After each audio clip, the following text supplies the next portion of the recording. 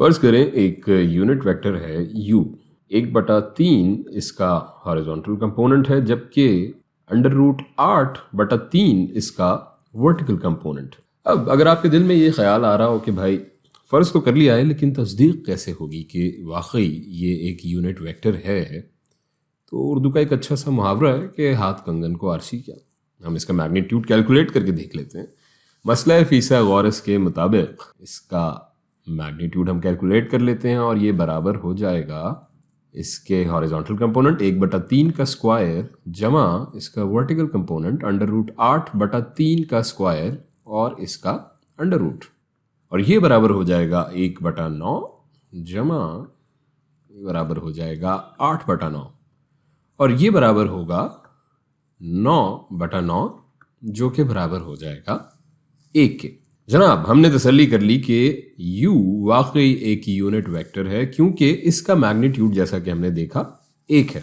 अब हम एक और वेक्टर फर्ज करते हैं v की समत या डायरेक्शन तो बिल्कुल वही है जो वेक्टर u की है, मगर इसका मैग्नीट्यूड 11 है। जी, इसको हम लिख लेते हैं, v का मैग्नीट्यूड बराबर है 11 के। सो वेक्टर v के कंपोनेंट्स या वेक्टर v के अज्जा क्या होंगे, ज़रा सा गौर करते हैं। अगर यूनिट वेक्टर u के अज्जा को हम 11 गुना बढ़ा दें इसी सिमत में तो हमें वेक्टर v हासिल हो जाना चाहिए, क्योंकि वेक्टर v की सिमत तो वही है जो वेक्टर u की है। अब ये 11 गुना बढ़ाने से क्या मुराद है? इससे मुराद सादा सी है कि हम 11 से इसे ज़र्ब दे देते हैं।